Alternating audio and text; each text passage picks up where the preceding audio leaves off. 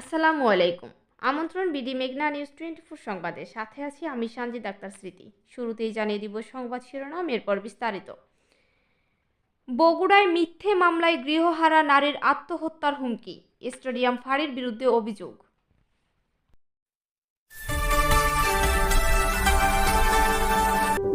BD মেঘনা news 24। শুনছিলেন সংবাদ শিরোনাম, এবার বিস্তারিত। বগুড়ায় মকবুল গুল ফ্যাক্টরির স্বত্বাধিকারী শাহজাহান সম্রাট তার নিজ স্ত্রীর বিরুদ্ধে মিথ্যে অভিযোগ দায়ের করেছেন বলে অভিযোগ উঠেছে। ওই অভিযোগের প্রেক্ষিতে বগুড়া স্টেডিয়াম ফাঁড়ির এসআই জাহাঙ্গীর ও আইসি কামরুজ্জামান ভুক্তভোগী মোসাম্মদ আলো বেগমকে হুমকি ও চাপ প্রয়োগ করে বাসা থেকে জোরপূর্বক বের করে দেন বলে দাবি করা হয়েছে। বাবা মা হারা অসহায় আলো বেগম তার কন্যা আভাকে নিয়ে আত্মহত্যার পথ বেছে নেওয়ার কথা জানিয়েছেন। একটি সংসার ভেঙে যাওয়ার জন্য বগুড়া স্টেডিয়াম ফাঁড়িকে দায়ী করেন। উক্ত ঘটনাটি 20 ডিসেম্বর রাতে সংঘটিত হয়। আমি এর বিচার চাই। এখানে আমি এত রাত্রে কোথায় যাব? আমি আত্মহত্যা করব, আমি গলায় দড়ি দিব। আমি আত্মহত্যা দিলে এই জন্য দায়ী থাকবে স্টেডিয়াম ফাঁড়ির লোকজনেরা।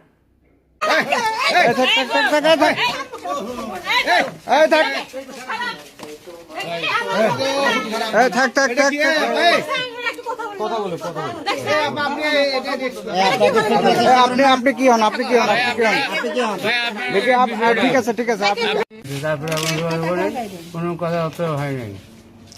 এই বিষয়ে অনেক দেওয়া হয়নি, যার মধ্যে টাকা 2 লাখ দেওয়া হচ্ছে। স্বামীর বাড়ি পুরন আজকে আপনি কি চাচ্ছেন? এখানে কেন আসছেন? আজকে আমি চাচ্ছি আমার দুইটা নিয়ে আমার মেয়েদের একটা ভবিষ্যৎ করে দেওয়া হোক, আর আমি তার বউ হিসেবে এখানে চাই। এটা আমার দাবি।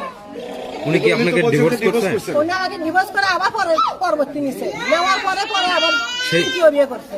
নিছে যে তার কোনো ডকুমেন্ট হ্যাঁ, আছে? আমার যে নিছে তার ডকুমেন্টস আমার কাছে আছে। দেখেন তো একটু।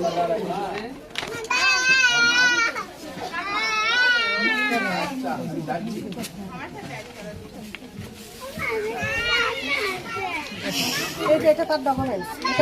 আবার নিকাও মানে নিকাও বাবা হয়ে গালিগালাজ করে নিতে। আমার হাজবেন্ডের বাসায় এসে আমাকে বলে যে আপনি স্টেডিয়াম ফাঁড়িতে আসেন, ওখানে যাবতীয় কথা হবে। আমি যাই না, পরে আমাকে আবারও ফোন করে যে কই আপনি আসতেছেন না কেন? তারপরে আমি আবারও যাই, আমার মেয়েকে সঙ্গে করে নিয়ে যাওয়ার পরে ওখানে একতরফা বিচার হয়েছে। আমার পক্ষে কোনো বিচার হয় না, আমি কোনো বিচার পাই নাই। আমি আমার মেয়েকে নিয়ে আমি কোথায় যাব? আমি আপনাদের কাছে বিচার চাই। আমার মেয়েকে নিয়ে আমি কই যাবো? এত রাত্রে আমি কোথায় যাব?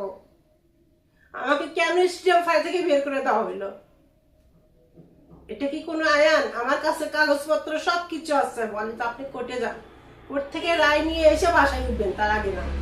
আপনি বাসায় উঠতে পারবেন না, যদি ওঠেন আমরা আবার যে আপনাকে বের করে দেব। এটা স্টেডিয়াম ফাঁড়ি থেকে আমাকে বলা হয়।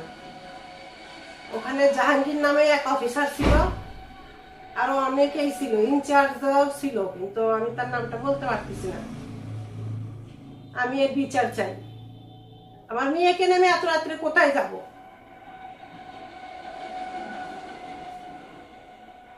আমি আত্মহত্যা করব, আমি গলায় দড়ি দিব।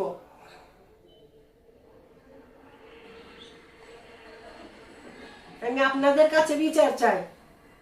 আমি আত্মহত্যা দিলে এই জন্য দায়ী থাকবে স্টেডিয়াম ফাঁড়ির লোকজনেরা। এতক্ষণ আমাদের সাথে থাকার জন্য ধন্যবাদ। নতুন নতুন সকল ধরনের সংবাদ সবার আগে পেতে আমাদের BDMN24 পেজটি ফলো দিয়ে লাইক, কমেন্ট, শেয়ার করুন এবং বিডি মেঘনা নিউজ 24 ইউটিউব চ্যানেলটি সাবস্ক্রাইব করুন এবং ওয়েবসাইট ভিজিট করুন www.bdmeghnanews24.com। বিদায় নিচ্ছি, আল্লাহ হাফেজ।